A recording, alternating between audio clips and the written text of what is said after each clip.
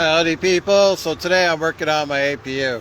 So the fuel pump is located right behind here. I did a full service PM yesterday.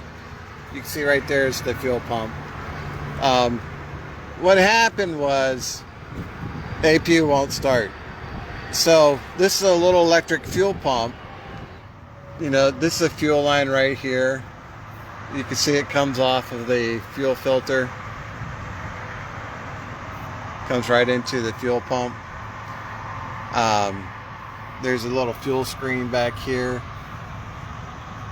It's hard to see.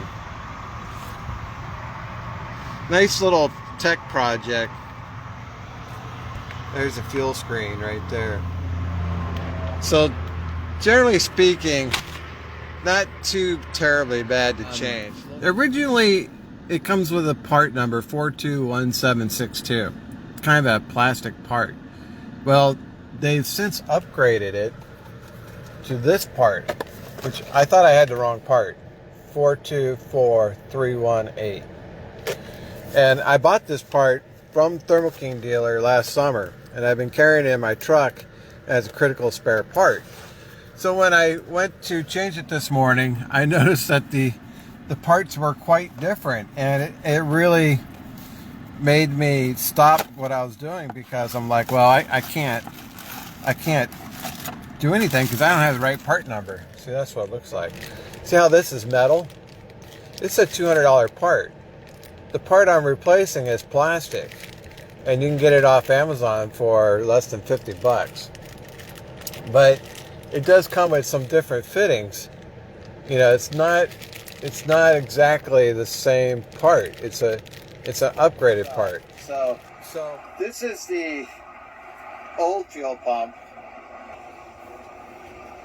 Right there, I think that's the part number, 421762.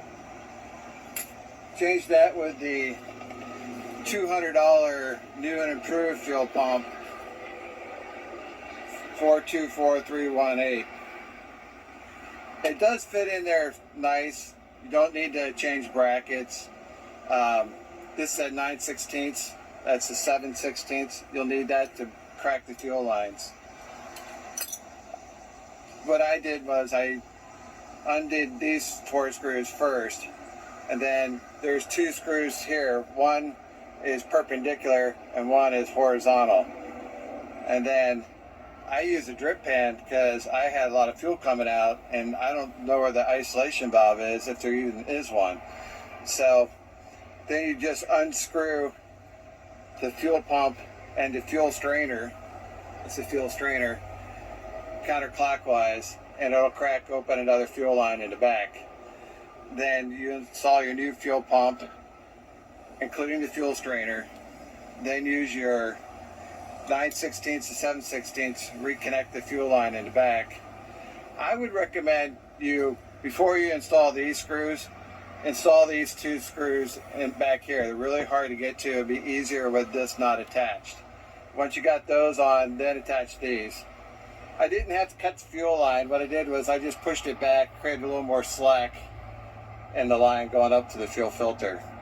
So, and then the electrical plug is right here in the ass. I put some dielectric grease around the rubber fitting, and that helped it slide on easier.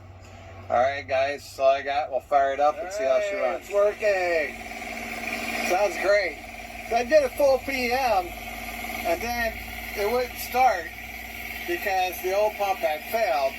Once you go crack open a fuel line, then after your PM, you crack the fuel line by removing your fuel filter, then it won't start. So put in the new fuel pump, and it should start right up. You can see it, that's that nice shiny fuel pump right there, and it's running very smoothly. The compressor just kicked in. I was having problems over the last month where it was just starting real hard. It would shake the truck.